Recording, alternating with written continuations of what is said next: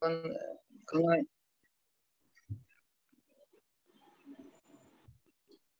Listo. ¿Empiezo? ¿Sí? Ya son 7:05. Bueno, buenas tardes a todos. Un placer estar acá coordinando el primer webinar de SAEC y un placer también reencontrarme con un montón de gente que uno quiere de hace muchos años.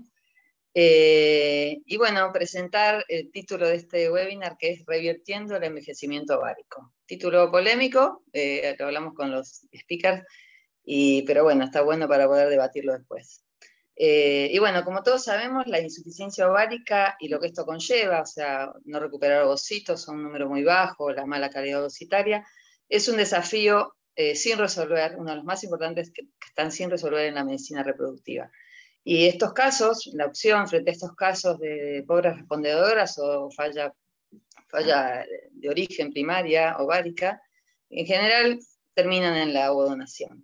Y bueno, la charla de hoy es buscar alternativas a eso que existen, y en los últimos años, o sea, hace pocos años se está poniendo en boga ciertos temas, que no los voy a nombrar porque los voy a dejar a ellos. Y bueno, invitamos a dos personas que son dos médicos que muy, muy estudiosos de este tema, a los cuales voy a presentar, así empiezan a hablar ellos. Bueno, la primera es la doctora Luciana De Venuto, que es médica de la Universidad de El Salvador, especialista en ginecología y obstetricia del Hospital Italiano de Buenos Aires. Es también especialista en medicina reproductiva de SAMER y también forma parte del equipo médico de especialistas en medicina reproductiva de Procrearte.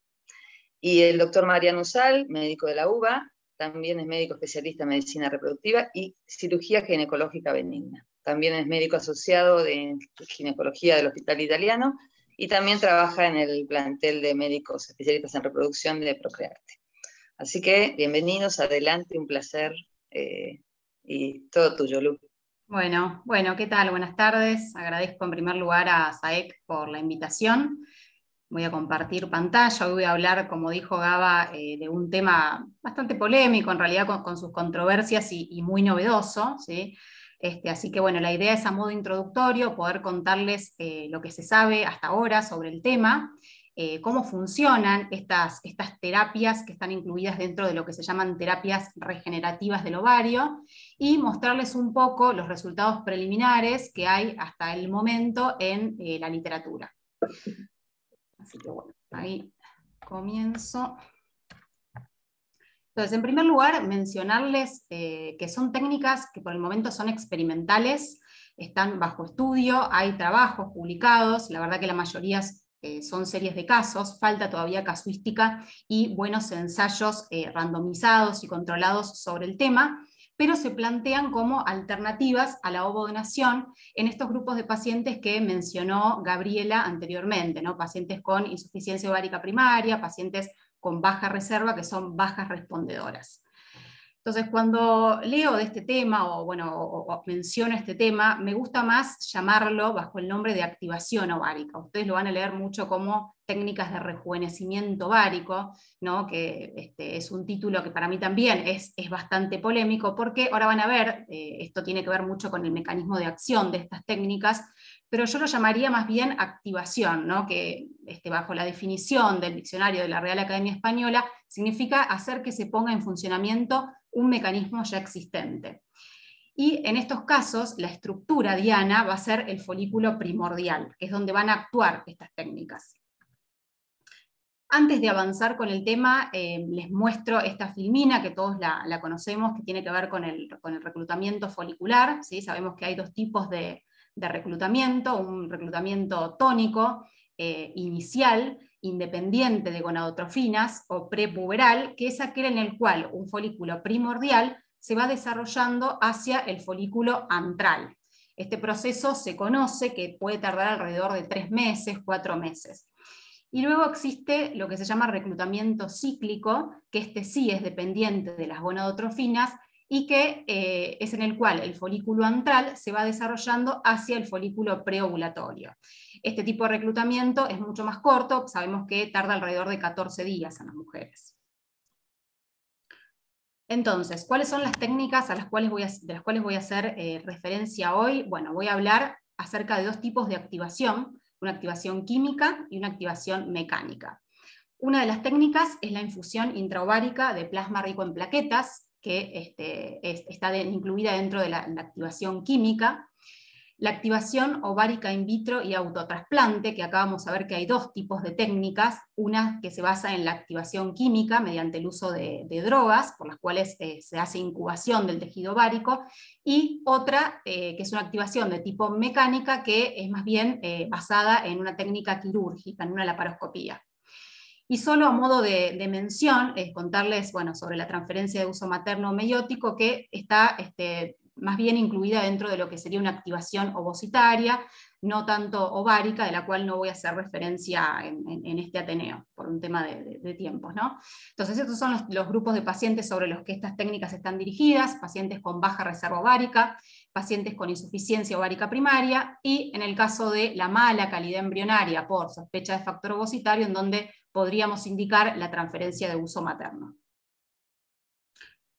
Bueno, comenzando con lo que sería la técnica de infusión intraovárica de plasma rico en plaquetas. Sabemos que el plasma se usa mucho hoy en día en las áreas de la medicina, como medicina regenerativa, y esto consiste en un preparado de sangre entera, centrifugado, al cual se le han separado ciertos componentes y se han concentrado principalmente las plaquetas, ¿sí? Las plaquetas que se concentran en general hasta 7 veces más con respecto a las que hay en el suero circulante.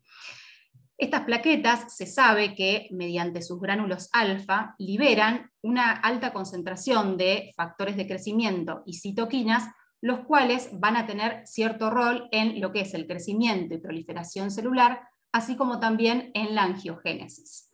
Hay múltiples factores, los más importantes son estos que menciono en la filmina: el BEF, el factor de crecimiento símil insulina tipo 1 y tipo 2, el factor de crecimiento transformante beta, el factor de crecimiento epidérmico, el factor de crecimiento de hepatocitos y otros como el factor de crecimiento de fibroblastos.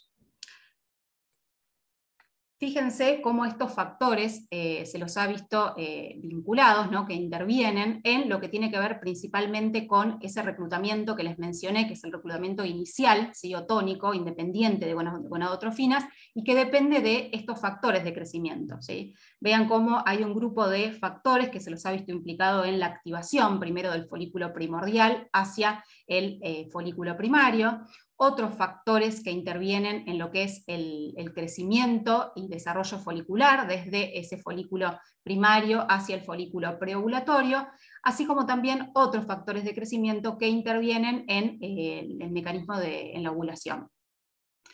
Entonces, como resultados, esta técnica de infusión intraovárica de plasma rico en plaquetas, aprovechando obviamente la acción de todos estos factores de crecimiento, ha demostrado en estos estudios una cierta mejoría en los parámetros de reserva ovárica de estas pacientes. También se ha reportado mejoría en el número de ovocitos recuperados en pacientes que hacen tratamiento de fertilidad, mejoría en la tasa de fertilización, en el número de embriones, principalmente en estadio de clivaje y de buena calidad. Se ha visto que ha podido disminuir la tasa de cancelación en estas pacientes bajas respondedoras, y además hay reporte de nacidos vivos, que en realidad es el objetivo primario, ¿no? Más importante que tenemos que tener en cuenta. Entonces, como mecanismo de acción del plasma rico en plaquetas, déjenme mencionarles que hay dos tipos de hipótesis que se plantean. Una tiene que ver con la teoría de los folículos quiescentes, o sea, folículos primordiales en reposo o inactivos, por lo cual el plasma activaría esta corte de folículos para que sigan desarrollándose hacia el folículo antral.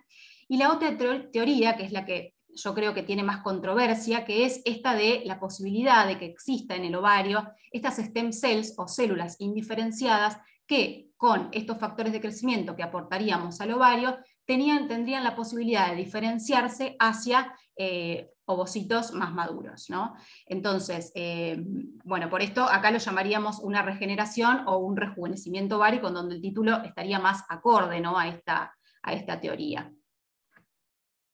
Acá, bueno, está el esquema de las dos teorías que le mencioné. Entonces, en la primera de ellas, la teoría de los folículos quiescentes, esta corte de folículos primordiales que están en reposo, que con los factores de crecimiento podrían activarse para su desarrollo y posterior ovulación, y la teoría de las stem cells, la cual tendría que estar aparejada, creo yo, a un mejoramiento en lo que es la calidad del ovocito y por lo tanto los embriones resultantes, ¿no? Porque se generarían óvulos nuevos, lo cual también viene a derribar este dogma que conocemos todos en la fertilidad, ¿no? De la reserva ovárica finita, limitada.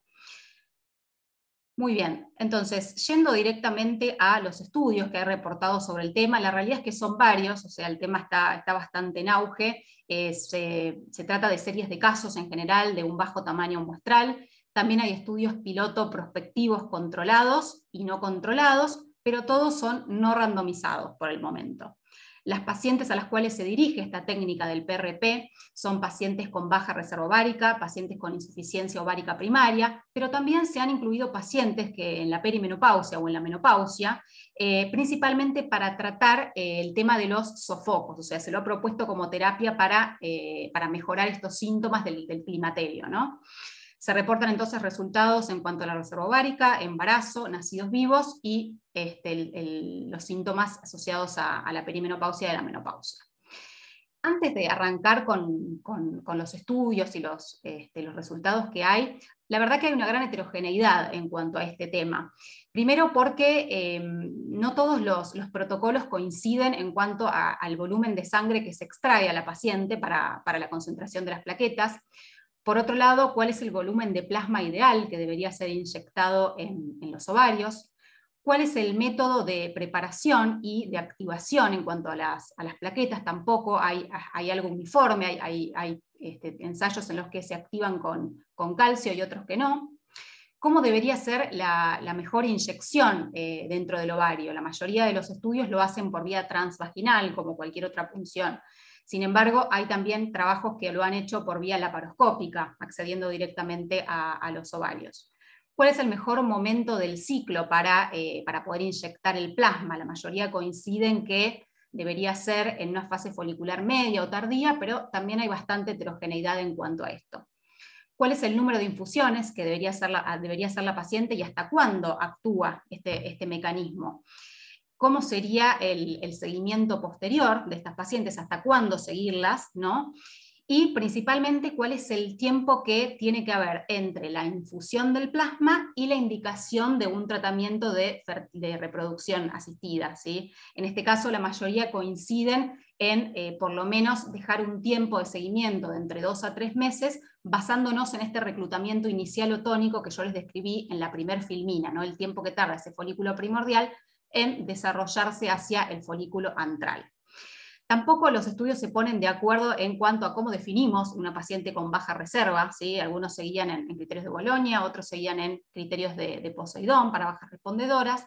También hay diferencias en cuanto a la definición de insuficiencia ovárica primaria y en qué es lo que consideramos nosotros respuesta, ¿no? O sea, respuesta que es que aumente un folículo, 2, el doble, cuánto tiene que bajar la antimuleriana, respuesta es que haya un nacido vivo, que haya un embarazo. Bueno, hay mucha heterogeneidad por el momento en todos los estudios reportados.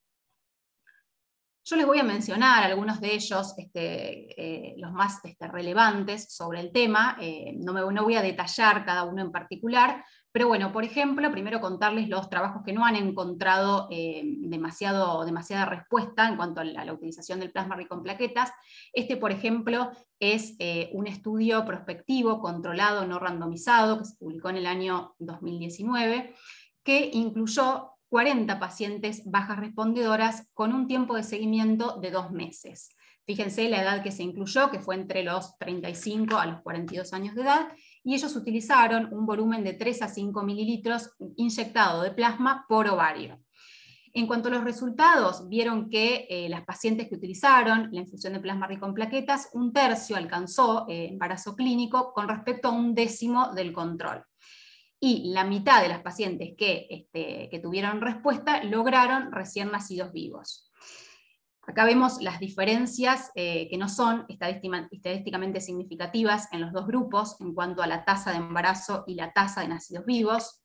Este trabajo tiene mucho que criticar. En primer lugar, son pacientes que solamente se incluyen las transferencias en fresco, no mencionan sobre las transferencias de embriones criopreservados, y como ven las tasas de embarazo y nacidos vivos que se reportan en porcentajes, ¿no? Obviamente sabemos que se trata de un estudio con un bajo tamaño muestral.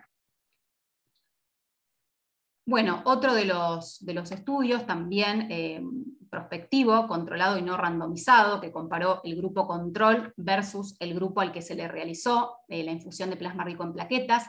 En este caso tuvieron un tamaño muestral mayor de 83 pacientes con un tiempo de seguimiento de 1 año. Fueron pacientes de una edad de 38 años o más, fíjense la edad materna avanzada que se incluyó en este estudio. Con respecto al volumen de plasma inyectado, se indicaron 200 microlitros por ovario en una sola punción. Y lo que se vio acá es que las mujeres que fueron, o sea, dentro del grupo que fue tratado con plasma rico en plaquetas, tuvieron una mejoría significativa, en este caso, en los parámetros de reserva ovárica que fueron disminución de FSH, aumento de hormona antimuleriana, aumento del conteo de folículos antrales. Además de eso, vieron que la tasa de embarazo clínico fue superior en el grupo que se hizo plasma rico en plaquetas, acá ven 23.9%, un buen porcentaje dentro de este grupo, teniendo en cuenta, ¿no?, la edad y que son bajas respondedoras, con respecto a un 5.4% en las pacientes del grupo control. Ahora, miren si vamos a la tasa de nacidos vivos, cómo bajó un montón, 8.7% versus 2.7%. Esto claramente tiene que ver con la edad materna y la alta tasa de aneuploidías seguramente en esta población.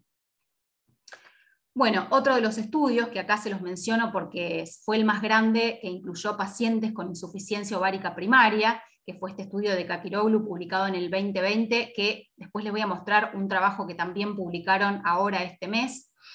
Ellos incluyeron 311 pacientes con diagnóstico de insuficiencia ovárica primaria siguiendo los criterios de ESRE. Realizaron 6 semanas de seguimiento y el volumen que utilizaron inyectado por ovario fue entre 4 a 8 mililitros. ¿Qué es lo que vieron? Un aumento en el conteo de folículos antrales en esta población y una mejoría en la hormona antimuleriana. Sin embargo, no vieron diferencias en los valores de la hormona folículo estimulante.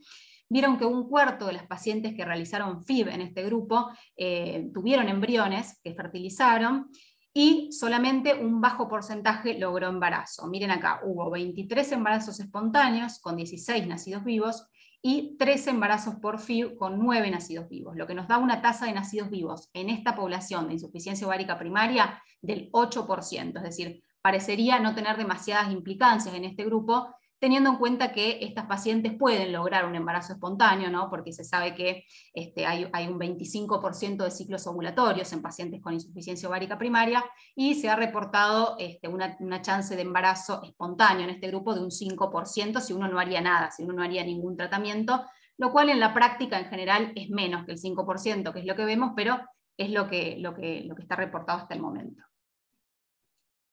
Bueno, ¿qué otros estudios? Varios más. El grupo del 2020, un estudio de corte prospectivo de 120 pacientes con un seguimiento de 3 meses. Ellos instilaron 4 mililitros por ovario de plasma, y estos fueron los que tuvieron una tasa de embarazo alta de un 46.6% en pacientes bajas respondedoras. Pero yo remarqué este estudio porque fue uno de los que incluyó pacientes en la perimenopausia y en la menopausia. Fíjense la edad, hasta pacientes de 48 años se incluyeron. No tanto para obtener resultados de embarazo, sino más orientado a lograr reanudar los ciclos menstruales en estas pacientes o regularizarlos, ¿sí? Lo que se vio es que la mitad de las pacientes menopáusicas tuvieron una disminución en los valores de FSH o reanudaron los ciclos menstruales. Hubo una regularidad menstrual, una mejoría en los niveles hormonales y el conteo de folículos antrales en la mayoría de estas mujeres que se incluyeron del grupo de la perimenopausia. Obviamente a estas pacientes no se les hizo tratamiento de fertilidad, se invitaron a buscar embarazo espontáneamente, pero no se logró el embarazo en este grupo de edad materna avanzada.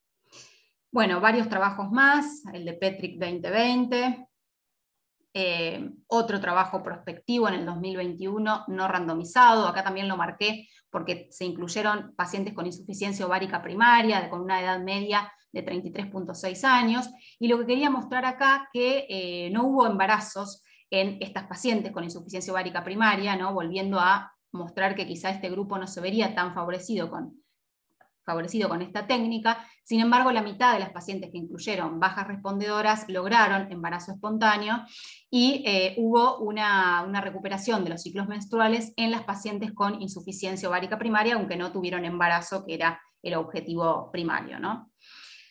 Otro estudio prospectivo bastante reciente del 2021, no randomizado, fíjense que también acá incluyeron mujeres menopáusicas de alrededor de 44 años, hubo un embarazo, pero no hubo nacidos vivos, y sí lo que se vio es que de estas 12 pacientes, en 11 se reanudaron y se recuperaron los ciclos menstruales luego de haber hecho la infusión del plasma.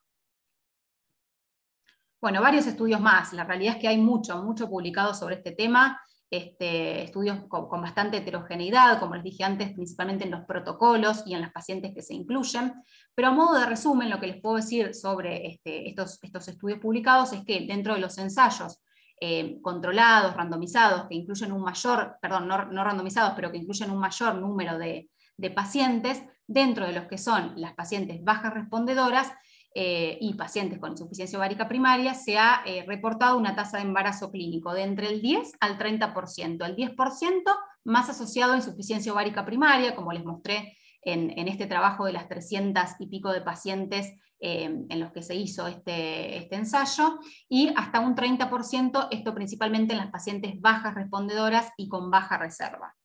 ¿Qué pasa si comparamos la tasa de embarazo que habría en estas pacientes bajas respondedoras, definidas principalmente dentro de los criterios de Poseidón 3 y 4, ¿no? Pacientes que tienen baja reserva por sus parámetros tanto hormonales como conteo de folículos, y que ya han hecho algún tratamiento de alta complejidad con una respuesta subóptima, ¿sí? La tasa de embarazo clínico para estas pacientes varía, está reportada del 12.7%, en los casos hay trabajos que lo mencionan hasta una tasa del 35.5%, pero en líneas generales es de alrededor de un 12% para estas pacientes, y la tasa de nacidos vivos reportada para Poseidón 3, 14%, y 6.58% para el grupo de Poseidón 4, ¿no? Sabemos que estas pacientes, cuando van a hacer un tratamiento de fertilidad en general, más de un tercio se terminan cancelando porque no progresan en lo que es la estimulación ovárica.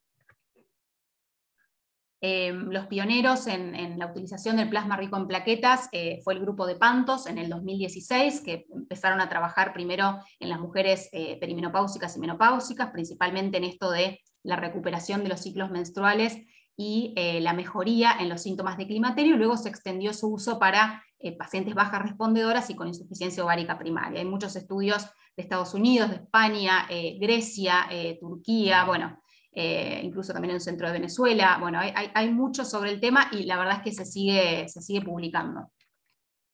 De hecho, este es el trabajo que les quería hacer referencia, que salió ahora este mes, del grupo de Kapiroglu, que también había trabajado en pacientes con insuficiencia ovárica primaria, donde no había visto demasiada respuesta. Ahora reportó sus resultados en 510 pacientes definidas como pobres respondedoras, siguiendo los criterios de Poseidón, ¿sí? Acá también utilizaron la infusión de plasma rico en plaquetas, la edad que se incluyó de las pacientes fue entre 30 a 45 años, y lo que ellos reportaron es que hubo una mejoría en los parámetros de reserva ovárica, mayor conteo de folículos centrales, aumento de los niveles de hormona antimuleriana, disminución de los niveles de FSH, aumento del número de ovocitos maduros recuperados después de la punción, y un aumento en el número de embriones en clivaje y en estadio de blastocisto. Fíjense que después de haber hecho esta infusión, ellos hicieron un seguimiento de entre 2 a 3 meses y vieron que 22 mujeres lograron embarazo espontáneo, esto representó el 4.3% de la muestra, y que de las pacientes que realizaron tratamiento de alta complejidad posterior, el 65.8% generó embriones, fertilizaron embriones para poder transferirlos, de los cuales hubo embarazo en 83 de estas pacientes, el 17.5%, y 11.4% con una tasa de implantación sostenida o tasa de nacidos vivos. Bueno, entonces si tenemos en cuenta tanto los embarazos espontáneos como los embarazos por FIV, lo que vieron como conclusión es que la infusión del plasma resultó una mejoría en los parámetros de reserva ovárica de estas pacientes, con una tasa de embarazo del 20,5% y nacidos vivos del 12,9%.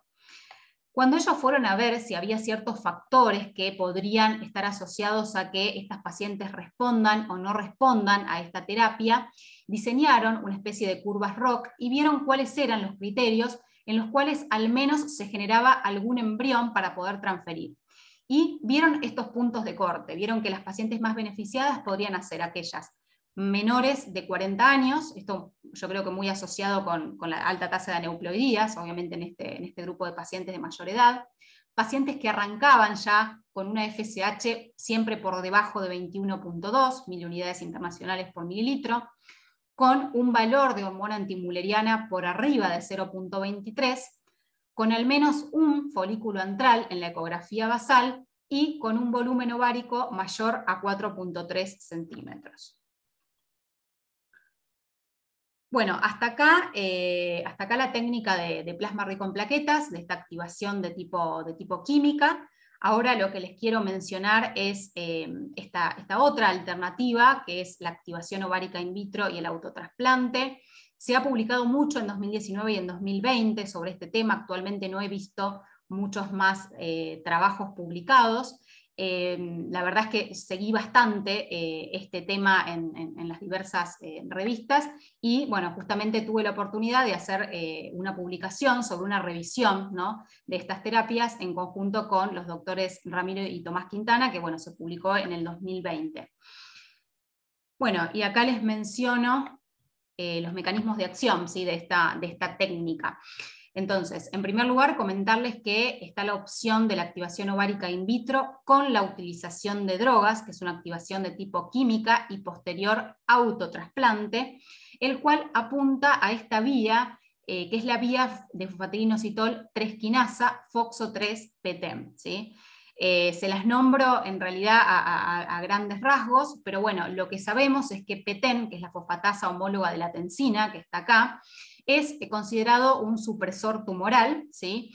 Y entonces, digamos, cuando PTEN se encuentra inhibido, o sea, cuando inhibimos este gen supresor tumoral, lo que ocurre en las células, esto serían las células de la granulosa del ovocito, es que bajo una cascada de genes involucrados, a través de la fosfatidinoinositol 3 quinasa, el fosfatidinoinositol bifosfato se convierte en fosfatidinoinositol trifosfato, lo cual activa a una quinasa dependiente de fosfatidinoinositol, que es la PDK1, que fosforila a AKT, que es la proteína quinasa B.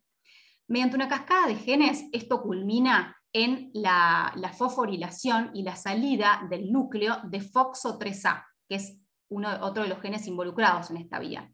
Y esta salida del FOXO3A del núcleo lo que hace es promover la activación de folículos primordiales, basándonos en esta corte de folículos primordiales que se encontraban inactivas en estado de quiescencia o latencia que les mencioné al inicio de esta charla.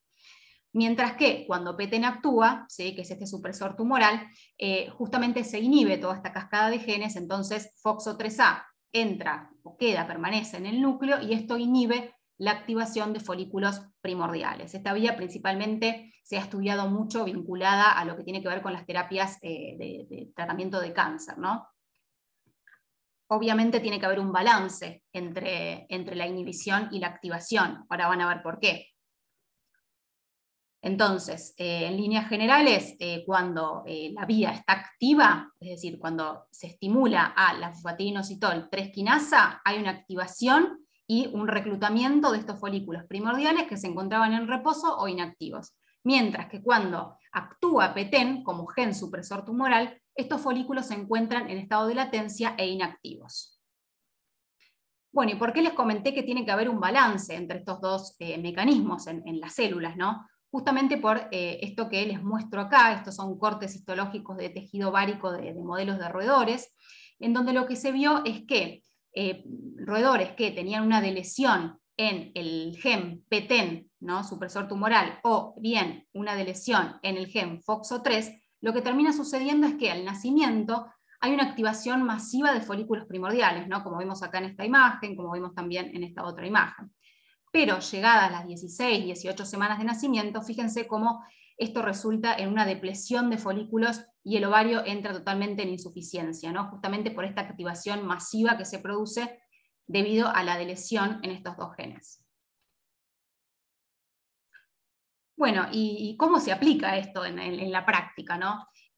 Bueno, en primer lugar, lo que se ha desarrollado es esta técnica que consiste en una laparoscopía en donde se obtiene parte de la corteza del ovario, esa corteza del ovario se fragmenta, y la idea es incubarlo con drogas que se han desarrollado, que son estimulantes de la vía fosfatidinoinositol 3-quinasa y que son inhibidores del PTEN durante 2 días.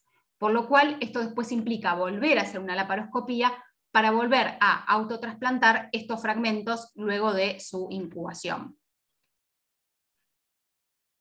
Bueno, ha tenido repercusiones esta técnica en el mundo, ¿sí? Se ha incluido en una de las revistas, en la revista Time, como top 10 de los avances en medicina en el año 2013, se lo llamó activación ovárica in vitro con drogas y autotrasplante. Fíjense que se trabajó en pacientes con insuficiencia ovárica primaria y los resultados no fueron demasiado favorables, se logró una tasa de embarazo de un 7,8%. Pero se siguió avanzando en el tema, ¿sí? Y la idea fue tratar de simplificar esta cirugía en una sola, y es por eso que uno de los investigadores en este tema, que es el equipo de Kawamura, una vez que trabajó con esta vía de la PI3K, lo que vio es que en estas pacientes, en esta corte de 8 pacientes, en los cuales se aplicó esta técnica, se vio que antes del tiempo esperado, que uno esperaría que esta técnica dé resultado, ¿no? ¿Cuánto tiempo sería? Y serían por lo menos 4 meses, que es el tiempo que tarda ese folículo primordial que está inactivo, que está en reposo, en poder desarrollarse ese folículo antral, ¿no? Propio de este reclutamiento tónico. Pero bueno, ¿qué se encontró? Se encontró con una sorpresa, se encontró con que estas pacientes mostraron un reclutamiento de folículos mucho antes que estos 4 meses. Entonces sospechó que podría haber otra vía involucrada en el cual meramente la fragmentación del tejido, mediante el uso de lo que se considera hoy como mecanobiología, podría ayudar a reclutar folículos que se encuentran inactivos, pero en estadio secundario, para que se desarrollen hacia folículo antral. ¿Cuál es el grupo de pacientes a los cuales estaría esta terapia dirigida? Esta terapia se llama activación ovárica in vitro libre de drogas y autotrasplante. Son pacientes con baja reserva ovárica, bajas respondedoras, pero que tienen folículos secundarios y tienen, aunque pocos, folículos antrales, y pacientes que se encuentran en estadios tempranos de insuficiencia ovárica primaria, en donde podrían haber folículos secundarios.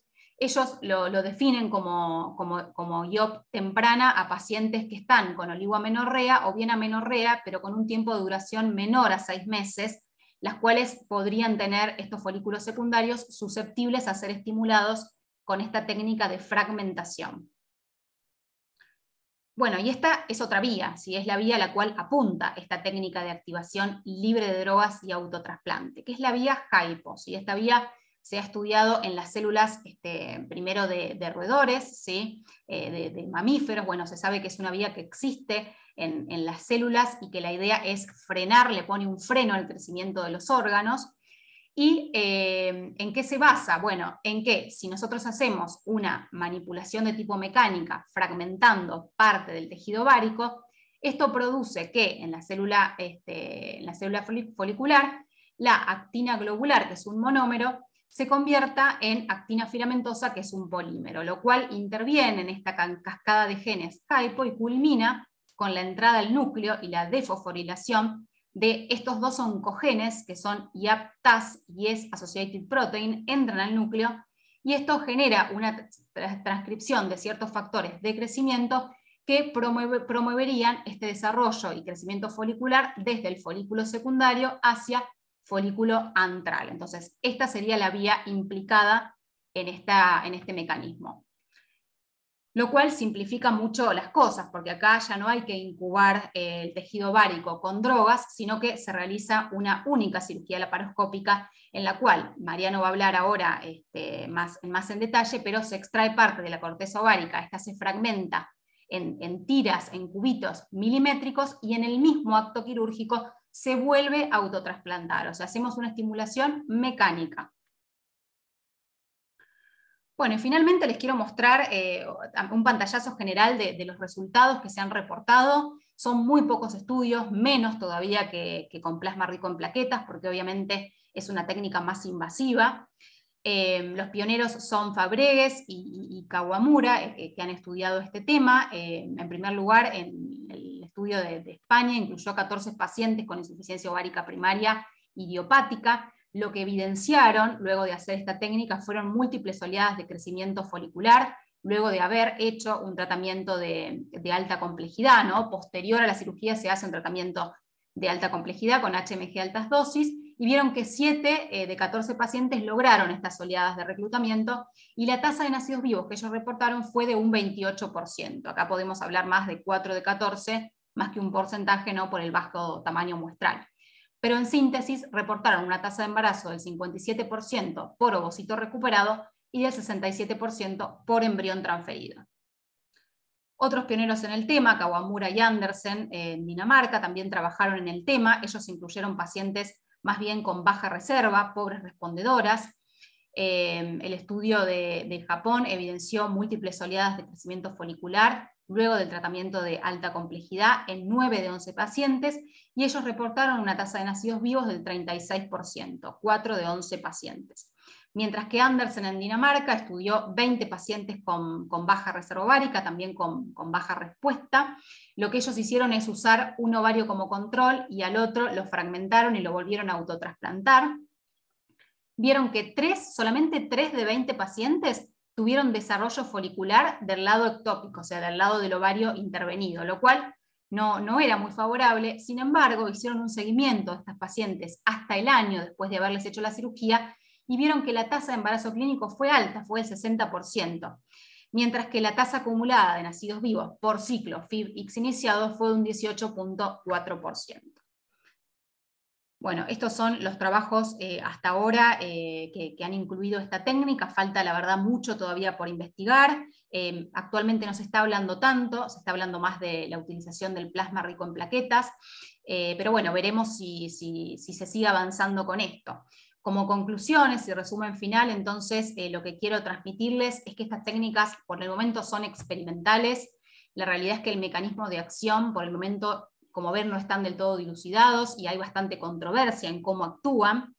Faltan protocolos unificados, principalmente en lo que tiene que ver con la utilización del plasma rico en plaquetas por la gran heterogeneidad que hay en los diferentes estudios publicados, y yo creo que deberían ser consideradas como último recurso en pacientes que no aceptan la ovodonación, ¿sí? Pacientes que en realidad tienen indicada la ovodonación, pero bueno, este sería el grupo en el cual se podría trabajar.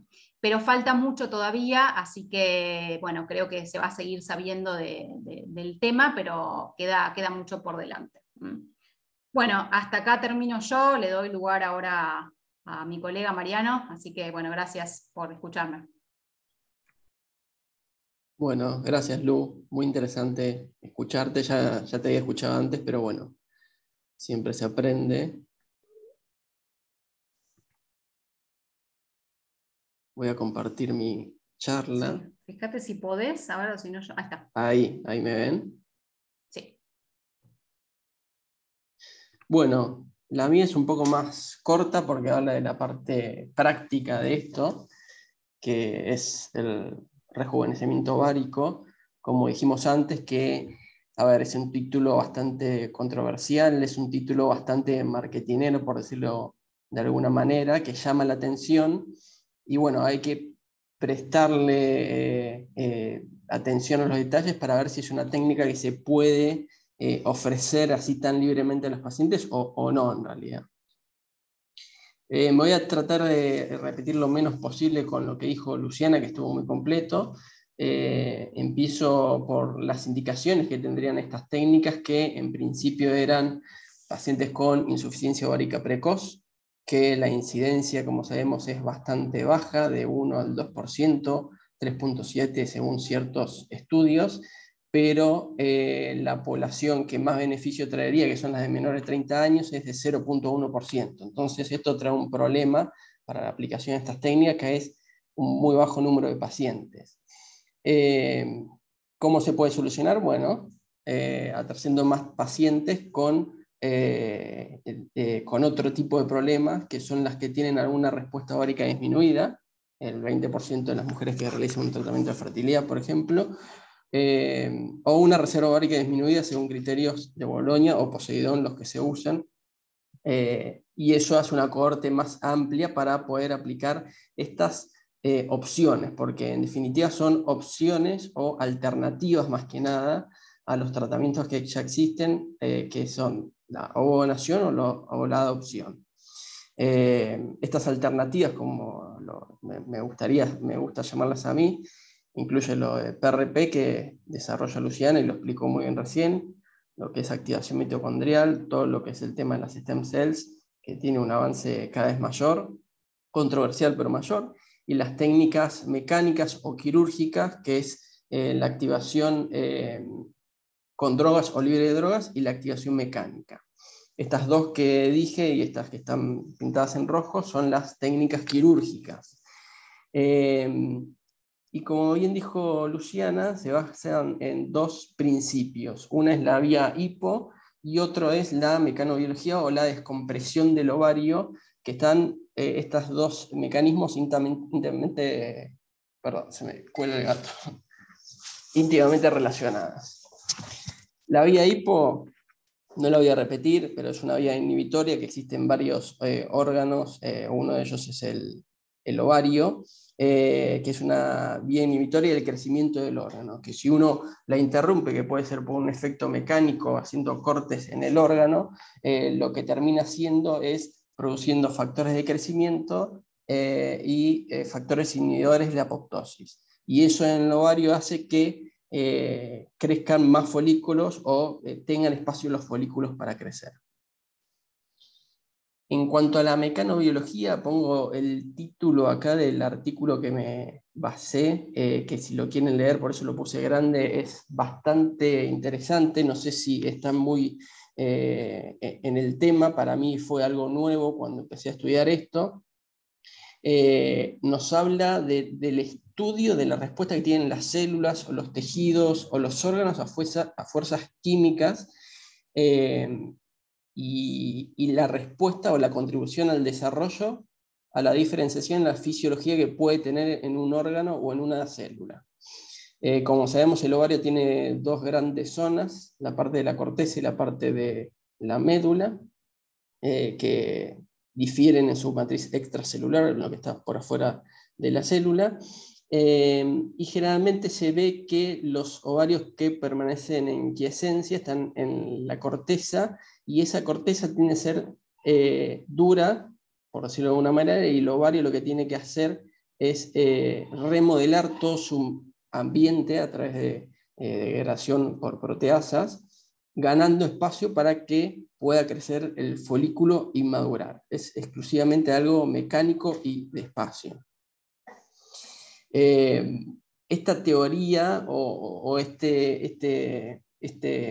indicación ya existe hace bastante tiempo, con el ejemplo del ovario poliquístico, ya desde 1935, Sten y Leventhal describieron una técnica similar, donde lo que hacían era sacar un pedazo de un ovario en una cirugía o quemar folículos pequeños para que haya más lugar para que los folículos antrales puedan crecer. Existen también un montón de estudios clínicos del laboratorio, yo puse ese por el año de la fecha de publicación, pero existen en ovarios de ratones y en ovarios de vaca y en ovarios de oveja, que son más similares, bueno, esto lo saben más ustedes que yo, al ovario humano, donde vieron que si extraían un ovario y lo partían en pedacitos y lo iban a reimplantar, ese ovario tenía más chances de producir más folículos, mejores folículos y hasta más embriones si se usaban. Algo que llama la atención y que podemos ver a veces a simple vista en pacientes quirúrgicas o los que hacemos las cirugías, es que las mujeres jóvenes suelen tener los folículos más en la periferia que las mujeres adultas. Las mujeres adultas suelen tener una corteza ovárica más atrofiada, y los folículos de las mujeres adultas van hacia el lugar de la médula, donde está menos fibrosado el ovario. Y esto se ve también en las mujeres jóvenes que tienen falla ovárica precoz. Y uno puede decir, bueno, pero ¿qué pasa con las que tienen ovario poliquístico? Que una de las viejas definiciones era tener folículos en corona, o sea, en la periferia del ovario, por ecografía. Esto ya no es más un criterio para definir ovario poliquístico, pero es verdad, pasaba eso, que los folículos estaban en la periferia. Bueno, se vio por histología que esa corteza era mucho más dura que una corteza de un ovario normal, por ejemplo. Y entonces es acá donde se combinan esas dos vías, la vía mecánica y la vía molecular a través de la vía hipo. Como dijo Luciana, este procedimiento puede hacerse de dos maneras. Una haciendo un cultivo del fragmento de corteza ovárica que podemos sacar en una mujer que se somete a este procedimiento, pero tiene dos grandes contras. Una, activar la cascada PTEN, que es el gen supresor de tumores, que no sabemos las consecuencias a largo plazo que puede generar daño de DNA y disminución en su eficacia de reparación, y otra consecuencia también, que es un incordio para la paciente hacer dos cirugías para un mismo procedimiento. También que es una cirugía ambulatoria y sencilla, entre comillas, pero es un procedimiento invasivo. La ventaja de hacer esto, pero sin la activación de la vía PTEN, es inhibiendo la inhibición de la vía hipo, que se hace por la simple fragmentación. Entonces, pasando directamente a lo que es la técnica quirúrgica, es algo corto y sencillo, básicamente son 3-4 pasos, que es, primero lo pongo así gráfico, y pongo unas fotos y unos videos. La idea es agarrar parte de la corteza ovárica, sacarlo del cuerpo, procesarlo en una mesa de trabajo para hacer la fragmentación, autotrasplantarlo o reintroducirlo en el cuerpo de la mujer. La palabra trasplante, con todo lo que es tejido, a veces trae problemas hasta legales, entonces es mejor cambiarla, es decir, reintroducirlo, para después hacer el ciclo FIV. Generalmente el paso 1 es una cirugía mínimamente invasiva, una laparoscopía. Para el que no conoce el procedimiento, es una cirugía como si fuese a cielo abierto, pero con incisiones mucho más chiquitas. La incisión más grande generalmente va en el ombligo, que mide 1 centímetro, por ahí se pone la cámara, y con 2 vías de 5 milímetros a nivel de la pelvis uno puede hacer este tipo de cirugía, que es una cirugía de anexia. Dentro de las cirugías de ginecología son las que menos complicaciones tienen 1% o menos de complicaciones, tienen muy buena tolerancia postoperatoria, la paciente siente poco dolor y tiene una rápida recuperación en las actividades habituales de la paciente. Y un detalle no menor es que puede ser un procedimiento totalmente ambulatorio. La paciente viene, se hace el procedimiento y se va a la casa del mismo día. El paso 2 es extraer parte de la corteza ovárica. Generalmente lo que se hace es utilizar material que es poco abrasivo para el ovario. El grasper o la pinza que se usa no tiene dientes, no muerde el ovario. En la foto no es con dientes, pero hay otros que son un poco más sensibles.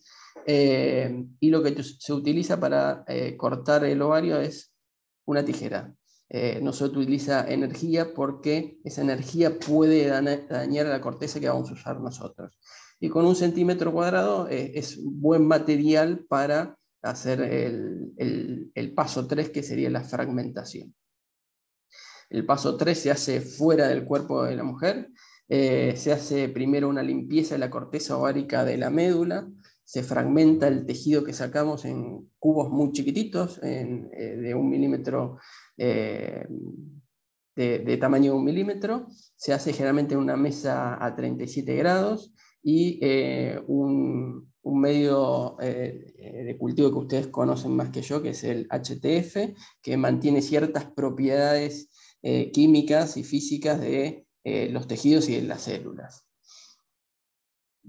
Y el último paso es ese tejido procesado, ese tejido fragmentado, volverlo a colocar dentro del cuerpo, que puede ser o en el ovario contralateral o en el mismo ovario en el caso de Andersen, del danés que nombró Luciana, o en una ventana peritoneal. El peritoneo es algo que recubre todos los órganos en el abdomen, salvo el ovario, y uno puede hacer bolsillos y mirar lo que es la cirugía por reimplante de tejido ovárico luego de extracción en una paciente oncológica. Y ese peritoneo debería estar cerca de un lugar de acceso posterior. Si nosotros podemos hacer un tratamiento de fertilidad y una punción transvaginal, bueno, conviene ponerlo cerca del ovario, cerca de la trompa, abajo de la trompa, etc. Un lugar accesible para después ir a buscar, ir a punzar. Le muestro un video que es parte de lo mismo, del grupo de Kawamura, que bueno, lo que están haciendo, el primer paso es agarrar el ovario y cortar un cuadradito, si en lo posible solo parte de la corteza. Utilizan pinzas atraumáticas y tijera, sin energía, eso es importante.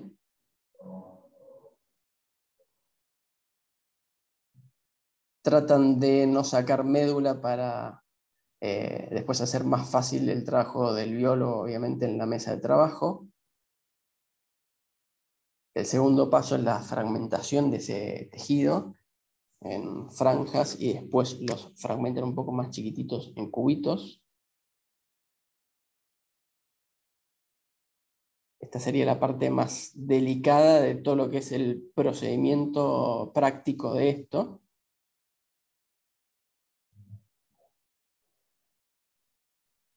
Así son como quedan los cubos del fragmento de tejido ovárico. Y eso, el último paso es reimplantarlo, que generalmente, como dije antes, se hacen bolsillos o en el ovario o en un bolsillo peritoneal. Lo que están haciendo acá es disecar con solución fisiológica el mesosalpinx, que es lo que recubre la trompa, y ponen ahí el tejido. No es un tan buen lugar para poner tejido ovárico si uno después quiere hacer una punción ahí, porque lo más probable es que punce la trompa también, y después puede traer consecuencias o alteraciones en la trompa. Sería mejor ponerlo abajo de la trompa, o cerca del fondo vaginal, atrás del útero. Pero bueno, ahí hicieron el bolsillo, con un aplicador ponen el tejido, y eso que ponen es para no coagular, sino para, no coagular con energía, sino para, es una malla que tiene factores de coagulación y hace que, bueno, quede sangrando el tejido o las trompas. Y acá utilizaron un bolsillo en el ovario que es entre la corteza y la médula. Como dijo Luciana también, en los distintos tipos de pacientes hay una cierta recomendación de qué procedimiento usar. Las que tienen falla ovárica precoz o las que tienen disminución de la reserva ovárica, conviene hacer este procedimiento de activación mecánica in vitro sin drogas. Y en pacientes que tienen resistencia a las gonadotrofinas, se vio que solamente haciendo las incisiones, solamente haciendo el estímulo mecánico, similar a lo que pasaba con las pacientes con PCO, que se le hace el drilling, o se le hacía, en realidad son pacientes muy seleccionadas, recontra seleccionadas, las que se sigue optando por el drilling, es solo hacer incisiones. Igualmente estos procedimientos se solapan, porque cuando uno corta parte del ovario para hacer la incisión, por ejemplo en la paciente que tiene respuesta inadecuada o resistencia al estímulo, le puede sacar ya un pedazo de corteza y hacer la fragmentación y después recolocárselo. Las ponen como técnicas diferentes, pero en la realidad básicamente es lo mismo. En cuanto a resultados de estas técnicas, como dijo Luciana, hubo como un boom hace un par de años, después dejaron de publicarse estudios. Este es el último que encontré de 2021, donde es una revisión de distintos estudios, pero lo que más interesa, bueno, ellos dicen que aumenta la respuesta folicular, aumenta el desarrollo de folículos, aumenta el número de folículos centrales, pero obviamente lo que siempre nos tenemos que fijar es la última columna, que es la tasa que verdaderamente nos importa a los que hacemos fertilidad, que es la tasa de nacido vivo total. Y fíjense en los números, 2 de 37, 1 de 14, 3 de 14, eso ni siquiera lo podemos poner en porcentaje, o sea, son tan pocos los casos que esto debería considerarse recontra experimental en un principio. Y dicho esto, me gustaría decir algunas conclusiones para ver si se puede armar una discusión. Estos tipos de procedimientos, tanto el PRP como estos más mecánicos o quirúrgicos, sí puede beneficiar a ciertas pacientes que tengan resistencia a las otras opciones de tratamiento de fertilidad como ovonación. Sí puede beneficiar a pacientes oncológicas que reciben terapia gonotóxica. Sí hay que tener en cuenta que sí es un procedimiento invasivo, pero es un procedimiento con muy bajo riesgo de complicaciones, 1% o menor. Recuerden que las complicaciones de una punción folicular son similares o incluso en la literatura están a 1.5 o 2. Y fíjense que Luciana lo nombró, que también hay un grupo que hace el PRP por vía laparoscópica, porque por vía transvaginal es bastante difícil llegar al ovario, primero diferenciar el ovario, si es una mujer con falla ovárica, tiene el ovario muy chiquito, muy atrofiado, muchas veces en las ecografías de control ni siquiera se encuentra. Imagínense llegar con una aguja y hacer una inyección de plasma de manera subcortical. Tiene sus dificultades, si quieren después Luciana se puede explayar más de esto, y conociendo las dos vías quizá que es hasta más fácil la laparoscopía. Sí es más agresiva, pero puede ser hasta más fácil. Y es un procedimiento único como ventaja. Las desventajas las sabemos, son pocos estudios, son serie de casos, hay que ver qué pasa con la salud maternal y neonatal a largo plazo, que siempre es el primer freno en los estudios, si se quieren hacer de ensayos clínicos en fertilidad, es lo primero que preguntan y lo que obviamente nunca sabemos. Hay que tener en cuenta que se alteran vías inhibitorias, entonces esto puede a largo plazo ser perjudicial, entonces hay que tener cuidado con esto. Y obviamente si lo hacemos o lo asesoramos, siempre que entienda la paciente que es un tratamiento de rango experimental, que no está estandarizado. Y a mí siempre me gusta terminar las charlas con algún tipo de futuro que se viene relacionado al tema. Obviamente todo lo que empieza quirúrgico después termina haciéndose por drogas, es como el avance de la medicina y es lo que está bien, lo que es invasivo después con drogas que inhiben la señalización, listo, ya está, se soluciona el problema sin que la mujer se tenga que someter a una cirugía o a un procedimiento invasivo. Existe mucha experimentación, por decirlo de alguna manera, con tejido ovárico. Hay un médico, Sherman Silver, seguramente muchos los conozcan, que tiene mucha experiencia en todo lo que es de cirugía de tejido ovárico y hace bastante experimentación. No sé cómo pasa ciertas regulaciones de ética o comités de éticas, porque el tipo hace de todo. Yo lo pude conocer en un congreso de preservación de fertilidad en 2019. Es un fenómeno, es un personaje, pero hace mucho experimental. Y este es un caso, por ejemplo, que hizo en gemelas monocigotas, una con insuficiencia ovárica, otra no, que ya tenía hijos, y una mujer le donó el ovario a otra mujer y pudo tener, bueno, eran hermanas, ¿no? Y pudo tener así descendencia. Y esto no fue reciente, fue hace, si no me equivoco, 10 años. Y el último que quiero nombrar es un autor que ya nombró Luciana y a mí me gusta mucho, que es Andersen, el danés, que es biólogo, que tiene mucha experiencia en tejido ovárico y tiene experiencia también en hacer banking de tejido ovárico para las mujeres para posponer la menopausia.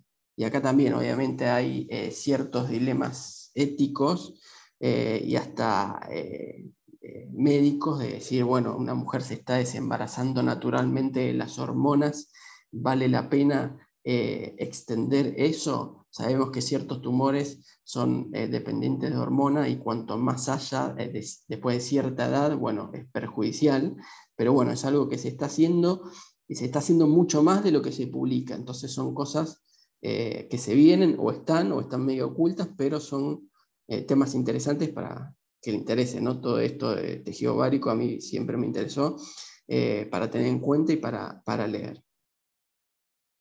Bueno, muchas gracias. Acá termina la presentación.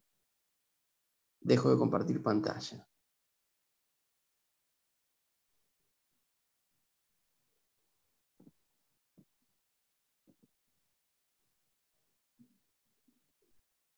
Gabriela, bueno, excelentes las dos presentaciones. Gaby, ¿pudiste ver las preguntas o querés que las vaya yo marcando? Gaby está silenciada. Ahí está. No, porque estaba hablando y no me escuchaba, yo digo, algo pasa. No, bueno, sí. No, puedo leer, Ali, Perfecto, gracias. Y yo quería, bueno, primero felicitarlos, excelentes los dos, y son conceptos todos nuevos, y da ganas de ponerse a leer de la mecanobiología, me parecía algo alucinante. Pero volviendo al inicio, al título polémico que nombró Lu y lo nombré yo al principio, de hablar de revirtiendo el envejecimiento ovárico, que no es real, ¿no? En realidad, como el doctor Rola acá preguntaba, ahora le voy a hacer la pregunta, pero digo, con respecto, o sea, al título verdadero sería terapias regenerativas del ovario, ¿no? Porque que quede bien en claro que uno no quiere ni revertir ni rejuvenecer, sino lo que hace es activar lo que ya está, y si esa mujer tiene la edad que tenga, va a activar ovocitos de la edad que tiene esa mujer. Pero creo que hay que ser muy cuidadoso, ¿no?, con los pacientes y no crear falsas expectativas, como pasó o está pasando también con la transferencia de uso, que hay condiciones de edad aptas o idóneas para hacerlo, y en general todas las escuchan rejuvenecimiento y vienen en malón pensando que se puede revertir, ¿no?, el tema del envejecimiento de los ovocitos.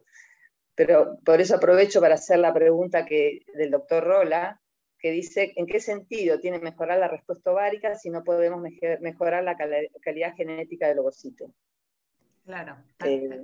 Perdón, Gaba, te respondo. Mira, tal cual como vos decís, la realidad yo, más que rejuvenecimiento ovárico, de hecho lo van a escuchar, lo van a leer así en los trabajos publicados, como terapias de rejuvenecimiento ovárico, lo llamaría más bien activación ovárica, ¿no? O sea, poner en funcionamiento un mecanismo ya existente. Si bien se está cuestionando este dogma que lo conocemos ya, data de 1870, que es esto que las mujeres nacemos con determinada reserva ovárica y que no hay una regeneración, o sea, bueno, hoy se está planteando con esto de la posibilidad de que estas stem cells, o células indiferenciadas del ovario, puedan desarrollarse hacia ovocitos, ¿sí? Entonces, creo que en ese caso tendría que demostrarse que mejora la calidad del óvulo y que mejora la calidad de los embriones, lo cual hasta ahora en los trabajos no se ha publicado y no se ha hablado de esto.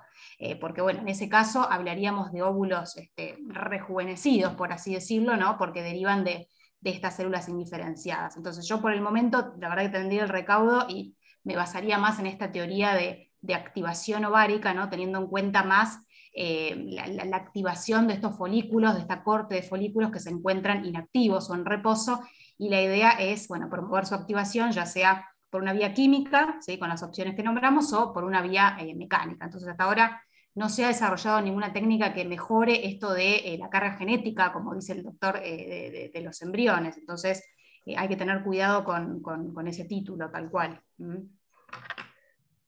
Otra pregunta, preguntan si se han incluido pacientes con quistectomías o resecciones ováricas por endometriosis en donde orgánicamente queda menos ovario. Sí, en realidad los criterios de exclusión principales son pacientes que tienen algún endometrioma ovárico, una endometriosis ovárica, primero porque, bueno, si hacemos esto de la infusión del plasma rico en plaquetas, tenemos el riesgo de generar un daño o de pincharlo y que la paciente tenga posteriormente algún proceso infeccioso. Entonces, sí, si en ese momento tienen un quiste visualizado, pero si la paciente fue operada y uno hace una ecografía y no ve una endometriosis ovárica, las han incluido dentro de este grupo de estudio. Y relacionado con esto preguntan, sí, Mariano. Que lo principal es como respetar a rajatabla la indicación del procedimiento. A ver, si empezamos a agregar pacientes o pacientes cada vez más añosas, ahí está el problema y obviamente no va a funcionar esto, generalmente para pacientes más jóvenes con insuficiencia ovárica, y por eso lo que decía al principio, que es un grupo muy, muy reducido que se puede beneficiar de esto. Y ahí es cuando tenemos que ser estrictos, como en todas las indicaciones médicas en realidad. Relacionado con esto que hablaste, Lu, de estos endometriomas, se preguntan si existen efectos colaterales producto de la inyección intraovárica de PRP. Bueno, hay que tener en cuenta esto de excluir, ¿no?, estas pacientes que tienen riesgo, por ejemplo, las pacientes que tienen un endometrioma ovárico, las cuales no deberían pasar por esta punción. Después, con respecto al riesgo del propio plasma, bueno, sabemos que es un preparado, ¿no?, de la propia sangre, por lo cual no se ha visto que haya un tema de rechazo, ¿no?, inmunológico con la utilización del plasma, pero sí habría que excluir, que ahí veo también que lo preguntaron abajo, pacientes obviamente que están anticoaguladas, pacientes que tienen alguna coagulopatía, también se excluyen pacientes con déficit de inmunoglobulina A, pacientes que tienen una plaquetopenia, principalmente plaquetopenia severa, ¿no?, y ni hablar todas aquellas con alguna enfermedad crónica o con múltiples cirugías previas, en donde es mucho más dificultosa la punción, pero bueno, en sí, en general, esos son los grupos que hay que excluir. Mariano, una pregunta para el cirujano. Después de cortar la corteza ovárica con tijera, ¿cómo hacen la homeostasia? Con tijera fría, ¿no? Sí, lo que queda sangrando del ovario puede ser con energía muy focalizada, que generalmente se utiliza electrobisturí, solo en el puntito donde sangra, o con ese material que se vio, que son mallas que se pueden dejar sobre tejido que sangra, obviamente si no es un vaso activo, ¿no?, que si sangra en napa se puede controlar con ello. A ver, siempre que utilizamos energía, por más precisos que seamos, tiene un rango de dispersión. Entonces, no le hace bien al ovario trabajar con energía. Siempre que se pueda evitar, mejor. Pero la idea no es dejar sangrando algo dentro del cuerpo, ¿no?, obviamente. Otra para vos, Mariano. ¿Se sabe por cuánto tiempo funciona esta activación mecánica del ovario? ¿Qué experiencia hay acá en Argentina? No, acá en Argentina no tenemos experiencia. Sí, la experiencia que hay es de PRP, que por lo que sé la que más hace es Luciana. Y no se sabe tampoco por cuánto tiempo puede responder ese ovario. O sea, una de las debilidades de esto era que los resultados a largo plazo no están todavía, no se saben. Entonces es algo, son preguntas muy válidas que juegan en contra a la hora de indicar este procedimiento invasivo. Y pregunta, Lu, ¿la aplicación del PRP la realizan en una sola instilación subcortical o varias por ovario? Bueno, acá es donde está parte de la heterogeneidad de los reportes, ¿sí? Hay algunos que incluyen una instilación única, otros que pinchan 3 veces el ovario, o sea, lo dividen en 3, siempre la instilación es subcortical, ¿sí?, por debajo de la corteza del ovario. En el último trabajo, que se publicó este mes, que yo se los nombré, lo que vieron es que no había una diferencia estadística entre los que hacían una inyección única o múltiples inyecciones en el ovario. Así que en principio no se sabe. Podría ser lo mismo. Y yo te pregunto yo, o sea, cuando hablan, viste que había de 300 microlitros, de 3 mililitros, de 5 mililitros, ¿ahí toman en cuenta la concentración de plaquetas? O sea, porque por ahí Sí, la ponen la misma cantidad de plaquetas en un volumen o en otro. sí, lo que describen es que la idea es concentrar al menos 1 millón de plaquetas por microlitro. Después hay bastante variación en cuanto al volumen que inyectan en el ovario. En general, la mayoría usa alrededor de 4 mililitros por ovario. Bastante. Mm. Bueno, por ahora no hay más preguntas. No sé si alguien más quiere hacer. Sí, Gaba, hay una Alicia. pregunta del doctor Salama. Las fallas A ver. ováricas prematuras con estrogenoterapia de reemplazo ocasionalmente embarazan espontáneamente. Si no reciben estradiol, no. El rol de los estrógenos en la activación de los factores de crecimiento. Es lo que puso el doctor. Sí, es cierto, o sea, las pacientes con insuficiencia ovárica primaria, de hecho, bueno, hoy en día se cambió la definición de falla ovárica e insuficiencia ovárica primaria porque se sabe que estas pacientes tienen un 25% de ciclos ovulatorios, y principalmente las que están recibiendo estrogenoterapia, entonces tienen chance de embarazo espontáneo. Lo reportado es de un 5%, como yo lo había mencionado. A veces en la práctica vemos que este porcentaje es menor, pero bueno, realmente no sabría cómo intervendrían estos estrógenos en lo que tiene que ver con los procesos de activación, pero sí es cierto bueno, que tienen chance de embarazo espontáneo justamente por estos ciclos ovulatorios que pueden presentar este grupo de pacientes. Pero en general presentan esos ciclos ovulatorios cuando están con estrogenoterapia, eso es lo que quiero saber. Claro, Todo claro. lo que estamos en esto hemos visto varias veces pacientes con menopausias precoces, jóvenes, que un buen día con terapia hormonal de reemplazo no sangran y resulta que estaban embarazadas. Está claro que los estrógenos tienen algún rol importante en el funcionamiento de los factores de crecimiento, claramente, así como los andrógenos. Claro. Mariana, una pregunta. ¿Vos considerás factible o viable poder realizarlo acá en Argentina? Sí, técnicamente sí. En cuanto a la cirugía no es algo difícil, sí hay que coordinar el equipo con algún biólogo para que esté disponible en quirófano. Lo que necesita el biólogo, si es libre de drogas, no es mucho. O sea, es una mesa que tenga alguna manera para calentar y no mucho más, medio y no mucho más. Son cirugías generalmente cortas encima. Una cirugía de esta puede durar media hora.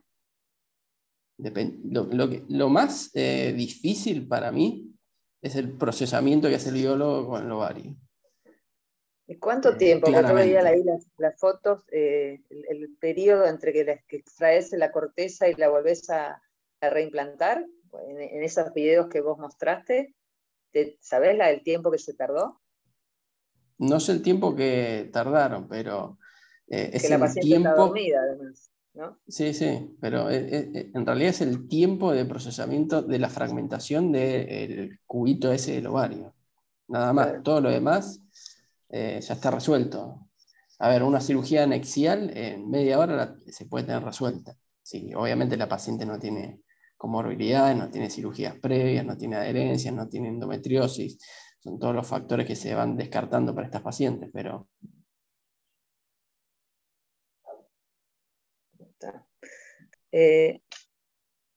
Pregunta Nacho si es similar a procesarlo para vitrificar.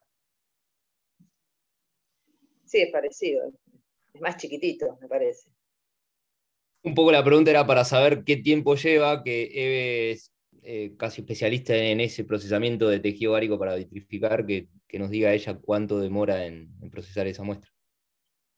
No, si es solo el procesamiento a nivel, digamos, corte mecánico, son unos minutos. Si es igual que el tejido, que la preservación del tejido ovárico. O es un ratito. Si no hay que hacer ningún proceso de congelamiento, es un rato, son unos minutos. Lo que pasa es que cortar uno por 1 milímetro no es lo mismo que cortar de a 1 milímetro cada pedacito, es como que es mucho más chiquito por lo que Claro, son más chiquitos, sí, eso es lo que estaba mirando, que el que son todos chiquititos, ahí sí se puede llegar a extender un poco. Los que son de 1 por 1, no. Claro. Eso es más simple, de verdad. Y debe depender también de cuánto estroma tiene, ¿no? O médula, ¿no? Si la sacan como ahí en la operación en el video, estaba impecable, ¿no? Claro. Según cómo le entreguen también. Sí. Claro. Luciana, hay una pregunta más de Gabriela Jaica. En cuanto a las pacientes menopáusicas y los sofocos, ¿qué explicación le dan en relación al PRP? ¿Cómo regularían dichos sofocos? Bueno, en realidad es la población menos estudiada, ¿no? La población de las menopáusicas, pero principalmente con un mejoramiento en lo que tiene que ver con la parte hormonal, ¿no? En la acción del ovario, en la producción de los estrógenos. Estaría encarado desde ese lado.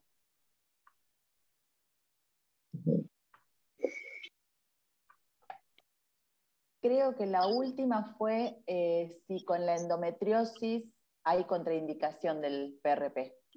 Sí, lo había mencionado, en realidad lo contraindican pacientes con endometriosis ovárica porque, bueno, es un ovario que no se puede punzar por el riesgo que eso puede generar de infección, entonces no, pero si la paciente tuvo una cirugía, una histectomía y tiene ovario remanente, no se excluyen en principio del protocolo. Creo que son todas. Sí, ¿no? Contestamos todos. No sé si. Una cosita que por ahí la dijiste, pero no me quedó. ¿Cuánto dura el efecto del PRP? Bueno, discutido, es también otra de las controversias que hay. A ver, lo que se ha visto, o sea, lo que se han incluido son reportes de embarazos y nacidos vivos de entre los 6 meses, incluso hasta el año de la infusión del plasma. Lo que pasa es que si uno tendría que indicar un tratamiento de fertilidad en estas pacientes, lo ideal sería hacerlo luego de los 2-3 meses, esto basándonos en esta teoría del reclutamiento folicular, ¿no? Ese tiempo que tarda ese folículo primordial, claro, que está inactivo en desarrollarse ese folículo antral, o sea que el máximo efecto estaría dado, según las publicaciones, de entre los 2 a los 3 meses de la infusión del plasma. No sabemos si después de eso sigue teniendo realmente implicancias. Perfecto. Bueno. El doctor Rola hizo un comentario que dice que la mayoría de las fallas ováricas precoces que él atiende tienen endometriosis, que realmente es un problema por la respuesta anterior que dio Luciana. Otra cosa que se me ocurre que vale la pena tener en cuenta, habiendo leído este artículo de Leijin que apareció hace poquito, que yo se lo mandé hoy a Gaba y lo habíamos comentado con Luciana, es que con este tipo de terapias experimentales hay que ser realmente muy, muy, muy estricto en los criterios de inclusión. Y creo que el trabajo del grupo turco que mencionó recién, como por la cantidad de casos, ha sacado conclusiones muy importantes a la hora de elegir las pacientes para este tipo de tratamiento. Ser muy estricto y muy exigente en los criterios de inclusión para no incluir casos que uno de antemano sabe que son perdedores. Esa es la verdad.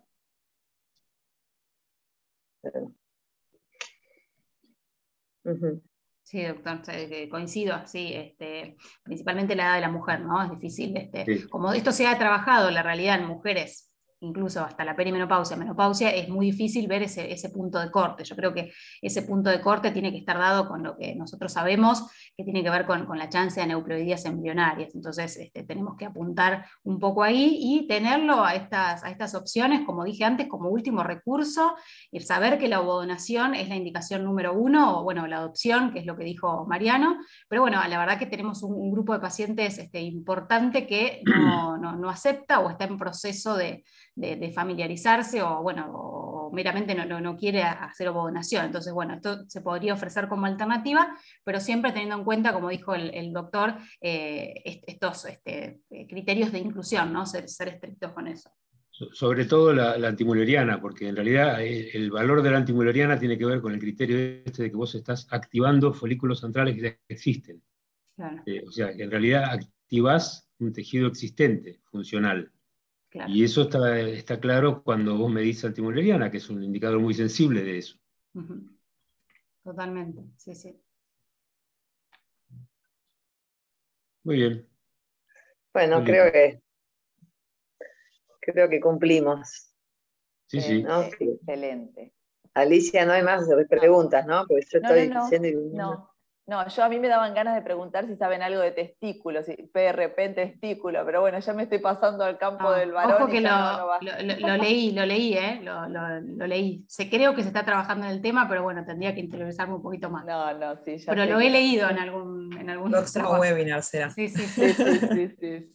Perfecto, excelente las dos presentaciones. Propongo el año que viene, Lu y Mariano, que vas a tener, ya que sos la experta PRPista, vas a tener algunos resultados quizá, ¿no? Exacto, porque, sí, ver cómo arte funciona. Estamos haciendo, pero para ver cómo funciona estaría bueno, ¿no? Presentar los resultados que tengamos.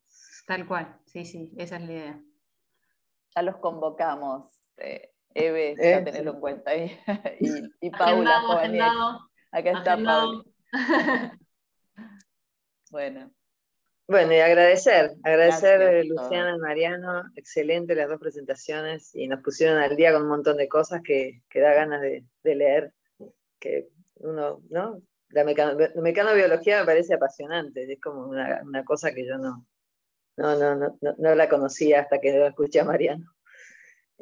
Bueno, lo cerramos acá, agradeciendo infinitamente. Gracias a todos, a los oyentes, a todos. Sí, gracias. Excelente las presentaciones. Gracias a ustedes por la invitación. Muchas gracias. Adiós, hasta la próxima. Chao. Hasta la próxima. Chao. Chao.